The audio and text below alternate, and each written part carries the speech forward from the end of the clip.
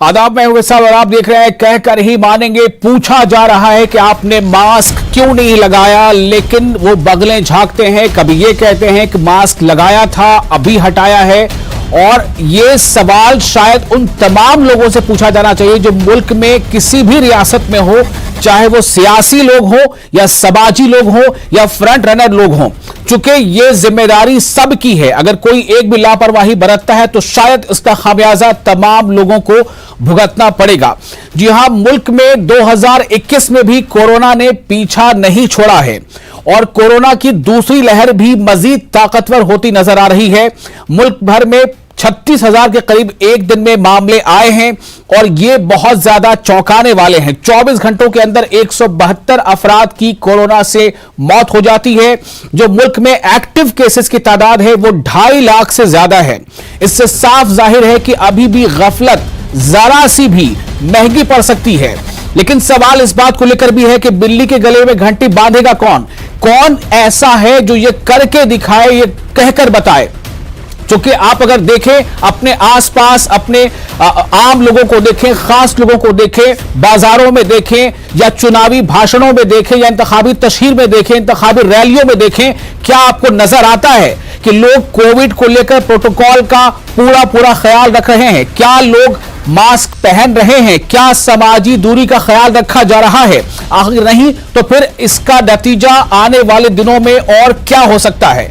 मुल्क में कई ऐसी रियासतें हैं जहां इस वक्त नाइट कर्फ्यू नाफिज है। महाराष्ट्र एक ऐसी रियासत है जहां मुल्क में सबसे ज्यादा कोरोना के केसेस पाए जा रहे हैं इस दूसरी लहर में। और महाराष्ट्र के बाद पंजाब, केरल, कर्नाटक, तमिलनाडु, गुजरात, ये तमाम वो रियासतें हैं जहां पर इन रियासतों में कई ऐसे शहर हैं जहां या तो रात का कर्फ्यू लगा हुआ है या फिर कई दीगर पाबंदियां अभी आयद की गई हैं। और ऐसा हो सकता है कि जिस तरह से महाराष्ट्र के नागपुर में 21 मार्च तक कंप्लीट लॉकडाउन है, अभी महाराष्ट्र में जो मुंबई के मेयर है वो कह रही है कि मुंबई में भी कर्फ्यू लगाया जा सकता है। सवाल इस बात को लेकर है कि अगर हमने इससे सबक नहीं लिया तो आगे क्या नतीजे और ज्यादा खतरनाक हो सकते हैं। ऐसे कई सवालों के साथ हम इस पे बातचीत करेंगे अपने मेहमानों से। लेकिन इससे पहले कि हम आपको अपने मेहमानों का तारुफ कराएं, पहले देखते हैं दिल्ली का एक नजारा। मास्क के ताल्लुक से कितनी अवेयरनेस है और कितना लोग इसका ख्याल रख रहे हैं। आपने पूरी तरीके से क्यों नहीं लगाया है? हाँ? लगा रहे नहीं तो अभी क्यों नहीं लगाया आपने? अभी बैठे हुए थे, थोड़ा बात कर रहे थे इसलिए। आपका मास्क तो अभी लगाया आपने? नहीं, मेरा शुरू से लगा हुआ। मैडम, आपने मास्क ठीक से क्यों नहीं लगाया है? सॉरी, अब लगा।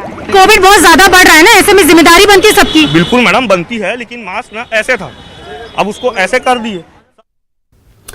तो देखा, लोगों के पास जवाब भी है। चूंकि लोग जिनको देखते हैं, जिनको सुनते हैं टेलीविजन में, जिन्हें सेलिब्रिटी समझा जाता है, जिन्हें लोग फॉलो करते हैं, शायद उन्हें भी कई बार भीड़ में होने के बावजूद बगैर मास्क के देखते हैं। तो शायद ये मैसेज जाता है कि अगर वो, यानी जिन्हें हम फॉलो करते हैं, वो अगर बगैर मास्क के घूम सकते हैं तो शायद हम भी घूम सकते हैं। सवाल इस बात को लेकर है कि कैसे ऐसा हो कि एक पैगाम जाए, एक सख्त पैगाम जाए, चाहे वो शादी ब्याह की भीड़ भाड़ हो, चाहे वो कोई रिलीजियस एक्टिविटी की भीड़ भाड़ हो, चाहे वो क्यों ना चुनावी सभा हो। हर जगह प्रोटोकॉल का ख्याल रखा जाना चाहिए और हर जगह समाजी दूरी का भी ख्याल रखा जाना चाहिए, वरना मुल्क को एक बहुत बड़ा खतरा दरपेश है। हमारे साथ इस खास मौजू पर गुफ्तगू के लिए साधना भारती हैं, कांग्रेस की कौमी तर्जमान हैं। डॉक्टर निमिर रस्तोगी हैं, फिजिशियन है और मेंबर है डिस्ट्रिक्ट कोविड टास्क फोर्स की। वसीम अंसारी हमारे जो नुमाइंदे वो हमारे साथ जुड़ रहे हैं मुंबई से, और Wasim R Khan BJP leader है। आप तमाम लोगों का बहुत बहुत इस्तकबाल है। Wasim R Khan BJP leader, मेरा सबसे पहला सवाल आपसे, क्या आपको लगता है कि मुल्क में कोरोना की दूसरी लहर की सूरत में एक बहुत बड़ा खतरा दरपेश है?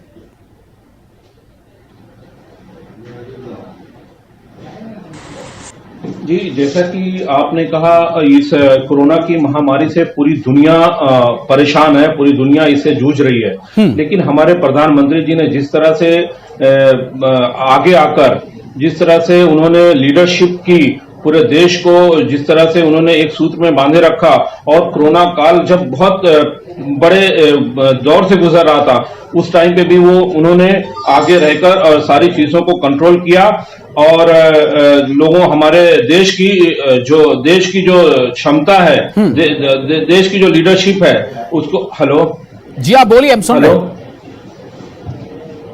हेलो आप मुझे सुन जी, जिस तरह से उन्होंने हमारे देश का नेतृत्व किया वो काबिले तारीफ है। आज भी मैं यही अपील करूंगा पूरे देश से कि हमारे प्रधानमंत्री के कदम से कदम मिलाकर चलें और जिस तरह से जो अवेयरनेस है, मास्क, सैनिटाइजर, उसका ध्यान रखें। और इसमें देखिए किसी को बोलने की जरूरत ना पड़े, हमें एक नैतिक, ये हमारी जिम्मेदारी है एक नागरिक होने के नाते कि जो सरकार जो नियम लाए उसका पालन करें, जो सरकार कहे उसके अनुसार चलें। यकीनन हमने वो बहुत बुरा दौर इससे पहले भी देखा है और हम साधना भारती हमारे साथ है, कांग्रेस से तर्जुमान है। साधना, कितनी जरूरी है हमारे रहनुमाओं को, कितना जरूरी है हमारे उन लोगों को जिन्हें हम सेलिब्रिटी समझते जानते हैं, कितना जरूरी है जिन्हें मुल्क की आवाम फॉलो करती है, उनके तरह चलना, रहना, सीखना चाहती है, कितना जरूरी है, कैसे यह पैगाम जाएगा ताकि यह लापरवाही ना बरती जाए?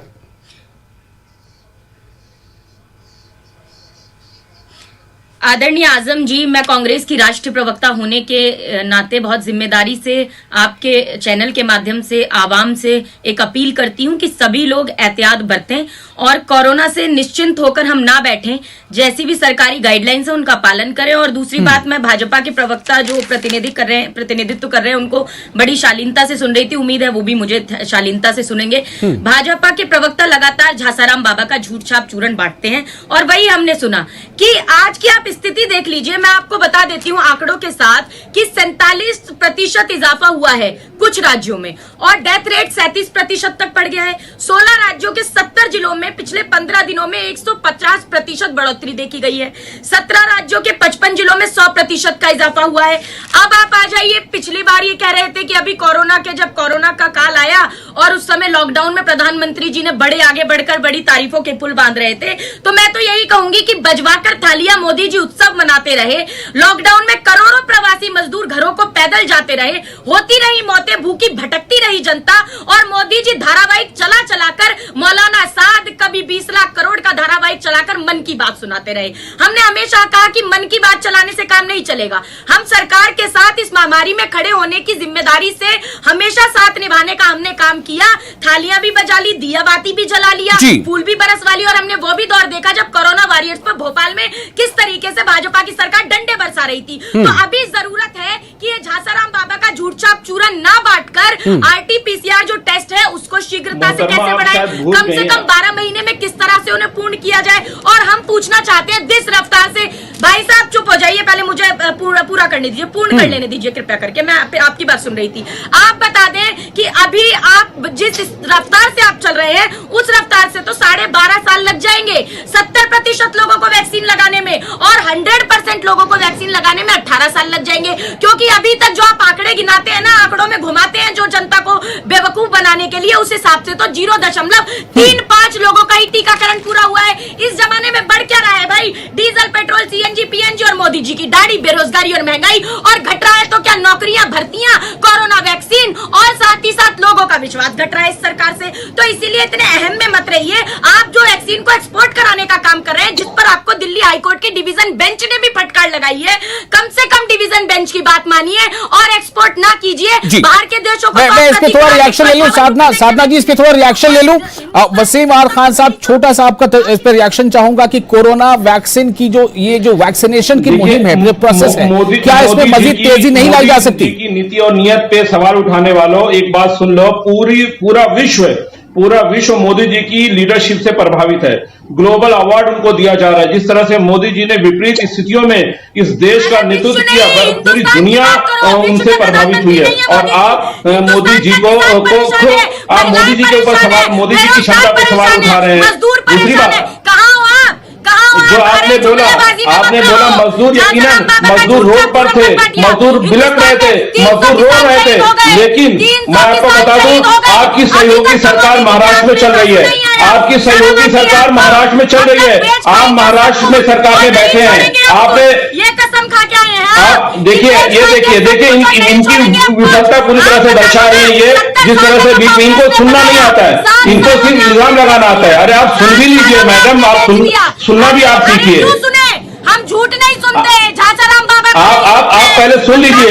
आप बोल रही है कि मजदूर रोड पर बिलक रहे थे, यकीनन रोड पर मजदूर बिलक रहे थे, लेकिन ये महाराष्ट्र की घटना है। जिस तरह से आप महाराष्ट्र सरकार में बैठे हैं, मैं आपको बता रहा हूँ, आपकी 3 काम बिगाड़ा सरकार महाराष्ट्र में चल रही है। और मैं आपको बता दूं कला नगर की 4 दीवारी में बैठकर आप 13 करोड़ जनता का हाल नहीं ले सकते हो। आपको बाहर निकलना पड़ेगा। आपको महंगा पेट्रोल, महंगी ईंट मकान की, और मोदी रात से बहुत पूरा विश्व नतमस्तक होकर मोदी जी के काम की तारीफ कर रही है मोहतरमा। आपके कहने से, आपके बोलने से, आपके गलत आंकड़े पेश करने से हमारी काबिलियत या हमारी कार्यशैली या हमारी जो सरकार चल रही है केंद्र में, उस पर कुछ फर्क नहीं पड़ेगा। आप कहते रहिए, पूरा विश्व इसका गवाह है कि जिस तरह से मोदी जी की नीति नियत से पूरा विश्व प्रभावित हुआ है, और पूरा विश्व मोदी जी को एक ग्लोबल लीडर के तौर पे साधना भाटिया। वसीम साहब, मैं आपसे गुजारिश करूंगा थोड़ी देर के लिए थोड़ा सांस ले लीजिए। लगातार बोलते रहेंगे तो देखिए, एक तो ऐसे ही कोरोना लोगों को परेशान कर रहा है, फिर कुछ और मुश्किल ना आ जाए। थोड़ा सा अभी वक्त है हमारे पास बोलने के लिए। डॉक्टर निमी रस्तोगी हमारे साथ है। डॉक्टर निमी, सवाल इस बात को लेकर है कि कोरोना के लिए जो वैक्सीन हिंदुस्तान में तैयार की गई है, अब इसकी मांग उठ रही है। कई बड़े पॉलिटिकल लीडर्स भी ये बात कह रहे हैं कि अब इसकी जो वैक्सीनेशन की जो रफ्तार है उससे तेजी लानी चाहिए। 12 साल लग जाएंगे अगर इस रफ्तार से वैक्सीनेशन होती रहेगी तो। क्या ये जरूरी नहीं है कि वैक्सीनेशन में तेजी लाया जाए? उसके अलावा आप डॉक्टर है, मुझे ये बताएं, क्या आपको लगता है कि मुल्क में हालात अभी ऐसे हैं कि कोरोना बढ़ेगा और फैलेगा नहीं बल्कि सिमटेगा? विस्तार, इससे पहले तो मैं कहना चाहूंगी कि हाई डेसिबल पॉलिटिकल आर्गुमेंट से कोरोना ठीक होने वाला नहीं है। ये एक ऐसी पैंडेमिक है जो बहुत अनप्रिडिक्टेबल है और जिसके उतराव चढ़ाव आते रहेंगे। और जब पहले कहा गया था कि आपको कोरोना के साथ जीना सीख लेना चाहिए, तो लोगों ने इसको हंसी मजाक में लिया, लेकिन अब उन्हें रियलाइज हो रहा है कि अभी बहुत लंबे टाइम तक ये चलने वाला है। इसमें जो वैक्सीन की आपने बात की, वहां पे एक बात क्लैरिफाई कर दें कि वैक्सीन कोरोना का इलाज नहीं है, इसकी दवाई नहीं है, ये बचाव है। वैक्सीन से आपकी बॉडीज में एंटीबॉडीज बनते हैं जिससे आपको एक कवच मिलता है। ठीक है, लेकिन इस कवच को भी मुहैया कराने में थोड़ी जल्दबाजी नहीं की जा सकती है क्या? जो वल्नरेबल लोग हैं या जो हेल्थ वर्कर्स हैं या जो फ्रंटलाइन वर्कर्स हैं, उनको तो पहले ये लगनी चाहिए थी और ये ज्यादातर लोगों को लग गई है। लेकिन जो एल्डरली पॉपुलेशन है उनमें थोड़ी गति स्लो है। मेरे ख्याल से बहुत सारे एल्डरलीज जैसे डॉक्टर मेरा सवाल ये है, जैसे मान लीजिए महाराष्ट्र है, वहां मामले तेजी से बढ़ रहे हैं, गुजरात है, वहां मामले तेजी से बढ़ रहे हैं, कर्नाटक है, केरल है, तमिलनाडु है, इन रियासतों में जहां मध्य प्रदेश है, यहां मामले तेजी से बढ़ रहे हैं, तो क्या इन्हें हम पिक पॉइंट करके इन्हें प्रायोरिटी की बुनियाद पर इन इलाकों में हम ज्यादा सेंटर्स बनाकर ज्यादा से ज्यादा लोगों को जल्दी से जल्दी टीकाकरण नहीं कर सकते?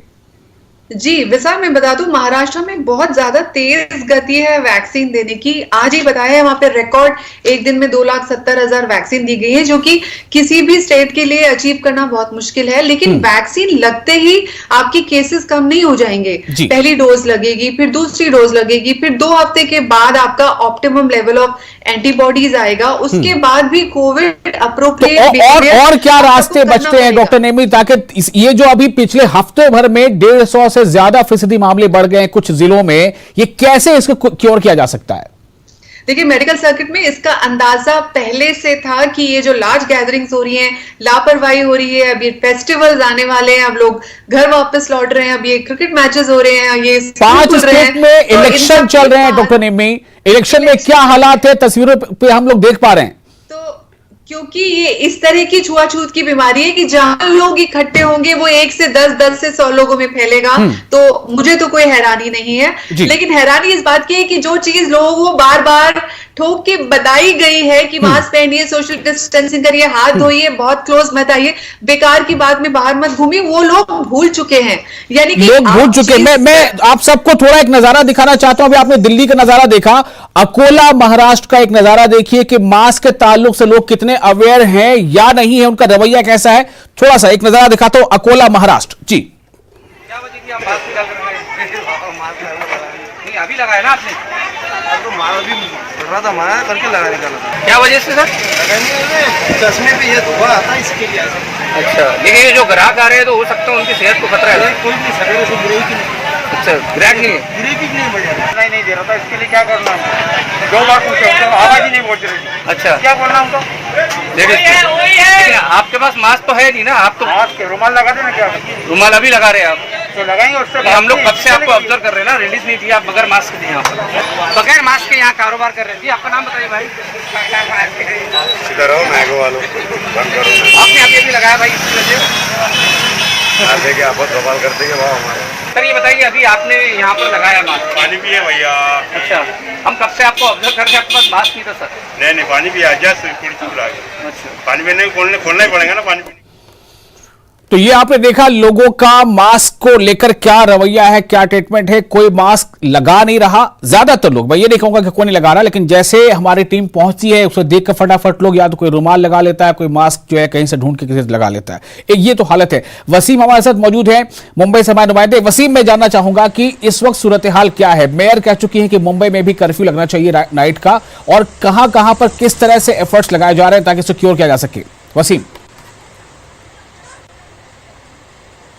वसीम हमारे नुमाइंदे मुंबई से जी। माहौल की बात करें तो जो दूसरी लहर आई, इसे लेकर महाराष्ट्र सरकार काफी चिंता में है। इसकी साफ वजह यह है कि इससे पहले देखा गया था कि शहरी इलाकों में इसका असर साफ तौर पे दिखाई दे रहा था, लेकिन अब जो सिचुएशन बदला है, अब ग्रामीण इलाकों से शहरी इलाकों में आना शुरू हो गया। विदर्भ से ये जो इसकी शुरुआत हुई अमरावती से, और उसके बाद जो नंबर्स है वो लगातार हर दिन बढ़ते हुए नजर आ रहे हैं। आज भी नागपुर और अकोला की जो हालत है, नाइट कर्फ्यू लगा हुआ है, तो वहीं पे वाशिम और वर्धा की इस तरह से कंडीशन खराब है कि आने वाले दिनों में वहां पे बाकायदा लॉकडाउन की घोषणा हो सकती है। और नागपुर में जो 21 मार्च तक लॉकडाउन किया गया है, ये बढ़ाकर 31 मार्च तक हो जाए तो कोई हैरानी की बात नहीं है, क्योंकि अब भी लोग बेफिक्र होकर निकल रहे हैं, इतनी सारी पाबंदियां होने के बाद भी। अब शहर की बात करें तो अगर मुंबई शहर एक ऐसा शहर है जहां पे जो लोग यहाँ पे दूर दराज से आते हैं काम के लिए, यहाँ कई बड़े बड़े ऑफिसेस हैं, सरकार की तरफ से कई नियम किए जा रहे हैं, लेकिन सबसे बड़ा सवाल यह है कि कितने लोग इस नियम को मान रहे हैं या नहीं मान रहे हैं।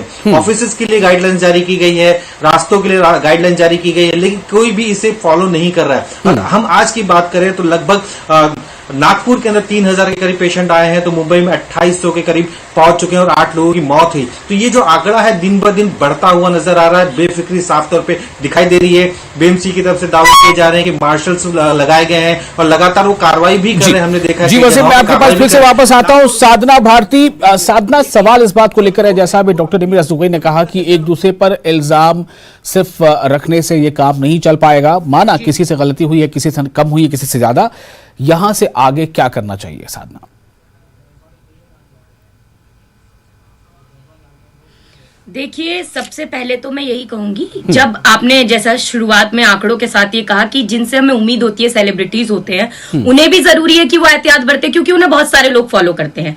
अब भाजपा के प्रवक्ता बड़ी खुशी के साथ प्रधानमंत्री जी की झूठी तारीफें कर देते हैं, क्योंकि वो उनको झूठ बोलने में माहिर है, जुमलेबाजी करने में माहिर है। लेकिन मैं ये पूछती हूँ कि जिस समय मध्य प्रदेश में लोकतंत्र को लूटतंत्र बनाया जा रहा था, तब इनके नेताओं ने, मुख्यमंत्री सहित जो अभी मुख्यमंत्री हैं वर्तमान शिवराज सिंह चौहान जी, और उनके साथ इनकी सरकार में जो अभी मंत्री हैं, वो कोई मास्क लगाते हुए नजर नहीं आए थे। तब कोरोना छुट्टी पर चला गया था क्या? और जिस समय प्रधानमंत्री मोदी जी अपने केंद्रीय कार्यालय में भाषण देते हैं और भाजपा के कार्यकर्ता एक के ऊपर एक लगे रहते हैं, लेकिन मास्क किसी ने नहीं लगाया होता, तब क्या कोरोना छुट्टी पर चला जाता है क्या? तो कोरोना को चुनावी या राजनीतिक हथियार मत बनाइए कि जब आपको लगता है कि आप जन विरोधी काम तो कर ही रही है सरकार, इन्हें लगता है लोग आंदोलित हो रहे हैं तो कहते हैं अरे आप रुक जाओ, कोरोना आ गया। लेकिन जैसे ही लगता है कि सब थोड़ा शांत है तो कहते हैं कि नहीं, अब कोरोना खत्म हो गया। तो देखिए, कोरोना को आप हथियार मत बनाइए। हम बार बार यही कह रहे हैं कि जैसे आप पहले आपका फेलियर साबित हुआ लॉकडाउन, क्योंकि प्रवासी मजदूरों की हालत हमने देखी, भूखे हमने देखा कई महिलाएं शिशु रोड के किनारे, सड़क के किनारे जल रही हैं, शिशु बच्चे पैदा कर रही है।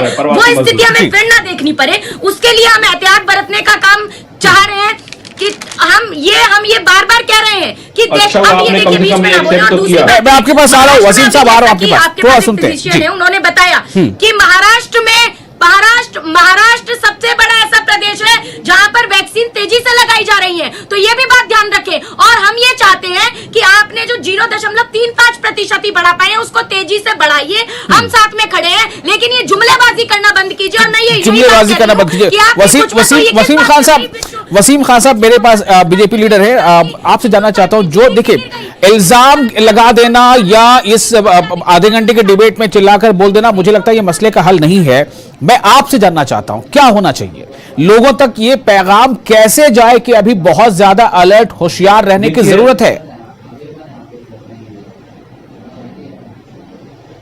देखिए, पूरे हिंदुस्तान में जितना केस है उतना केस मुझे लगता है अकेले महाराष्ट्र में है। दूसरे प्रदेशों से ज्यादा सुविधाजनक सुविधाएं महाराष्ट्र में है। यहाँ तेजी से वैक्सीन लगाई जा सकती है, लेकिन पूरी तरीके से यहाँ का सिस्टम फेल है। केंद्र सरकार द्वारा भेजी गई वैक्सीन अभी तक 50% भी नहीं लग पाई है। यहाँ पर मैं आपको बता रहा हूँ, ये साधना थोड़ा सुनते हैं ना, पूरी बात तो सुन लें जी। देखिए, जब इनको सच्चाई सुनना नहीं है, पूरे महाराष्ट्र को जिस तरह से शर्मनाक स्थिति में देखा गया, ये जब पूरे हिंदुस्तान ने देखा किस तरह। देखिए वसीम साहब, आपका जवाब भी होता है, पूरा सियासत से भरपूर होता है, जाहिर सी बात है अपोजिशन जो वो भी सियासी जवाब देगा, इससे मसले का हल नहीं निकलेगा। कहीं केसेस कम है, कहीं ज्यादा है, लेकिन उसका क्षेत्रफल भी ज्यादा है, रकबा भी ज्यादा है, वहां पर ज्यादा वो कॉस्मोपॉलिटन सिटी है। लेकिन सवाल इस बात को लेकर है कि इसका हल क्या है, हमें हल की तरफ देखना होगा। कदम मिलाकर आगे बढ़ना चाहिए। प्रधानमंत्री जी के बिल्कुल आप ये देखिए जहां कोरोना रोकने का समय है, आप इस महाराष्ट्र की सरकार क्या कर रही है। यहाँ पे इनके खिलाफ बोलने वाले युवाओं पर ये लोग जोरबस्ती कर रहे हैं, केस उनके ऊपर FIR दर्ज हो रही है। जो असली चीजें हैं, जो कोरोना को देखने की जरूरत है, कोरोना से संभलने की जरूरत है। मैं आपको एक बात बता दूं, कलानगर की 4 दीवारी में बैठ के आप महाराष्ट्र की 13 करोड़ जनता का हल नहीं निकाल सकते। फिर आपका जवाब सिर्फ महाराष्ट्र को लेकर है। वसीम, ये देखिए मैंने आपको बताया गुजरात में केसेस तेजी से बढ़ रहे हैं, वहां किसी सरकार है, मध्य प्रदेश में नाइट कर्फ्यू लगा है कई वहां डिस्ट्रिक्ट्स में। सवाल ऐसे इस बात को लेकर नहीं है। पूरे महाराष्ट्र के डॉक्टर नेमी, ये क्या इस तरह से इल्जाम और जवाबी इल्जाम यही इसका हल है? डॉक्टर नेमी, बहुत सारे ऐसे आंदोलन हो रहे हैं, कई पार्टियों के हो रहे हैं, तहरीकें चल रही हैं, क्या वहां भी इसकी जरूरत है कि वहां पर सोशल डिस्टेंसिंग का ख्याल रखा जाए? क्या अभी जो इलेक्शन जिन स्टेट्स में हो रहे हैं, क्या वहां के लिए जरूरी नहीं है कि सोशल डिस्टेंसिंग का ख्याल रखा जाए? विशाल, देखिए कोई रॉकेट साइंस है नहीं, ये फॉर्मूला है, सेट है, टाइम टेस्टेड है कि आप हाथ धोएंगे, मास्क लगाएंगे, सोशल डिस्टेंसिंग करेंगे तो केसेस कम होंगे। साथ ही अगर आप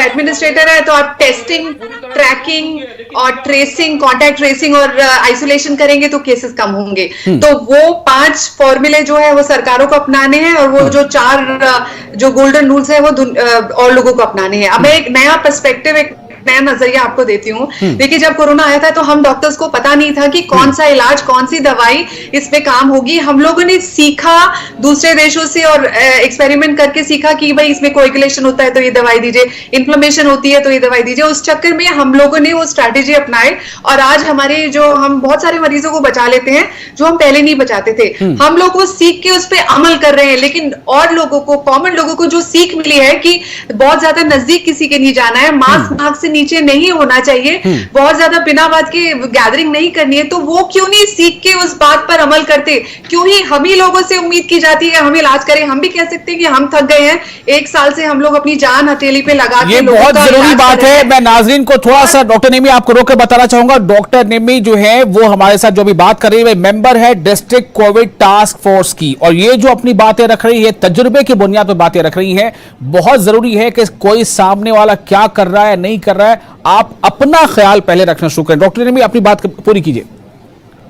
जी, तो वो मैं ही कह रही हूँ, जब हमारी जिम्मेदारी है मरीजों की जान बचाना और हम अपने लेसन लर्न कर चुके हैं, उसी तरह से आम जनता जो अपनी लेसन अगस्त, सितंबर, अक्टूबर में सब लोग सैनिटाइज साथ लेके चलते थे, सब लोग अच्छा सा मास्क लगाते थे, लॉकडाउन में कोई बाहर नहीं निकला, तो अब क्यों वो लेसन आप भूल रहे हैं? सिचुएशन वैसी ही है, और ज्यादा वर्स हो सकती है, अब भी अस्पतालों में बेड्स की कमी हो सकती है। तो ये स्थिति ना आए, इसीलिए अभी संभल जाइए आप सब लोगों को प्लीज, आप उन्हें मत देखिए जिन्हें भी आप फॉलो करते हैं कि वो क्या कर रहे हैं। आपको ये अभी समझना होगा कि आप होशियार रहें, आप भीड़ भाड़ से बचें, आप जहां तक हो सकता है मास्क लगाए रखें, सैनिटाइजर का इस्तेमाल करें, हाथों को साबुन से धोते रहें, क्योंकि जिंदगी आपकी है, आपको इसकी हिफाजत करनी है। सरकारों को जो करना है वो तो करेगी। बहुत बहुत शुक्रिया आप तमाम लोगों का इस खास मौजू पर हमारे साथ देने के लिए। मुझे दीजिए इजाजत और आप बने रहे न्यूज़ 18 उर्दू के साथ। आदाब।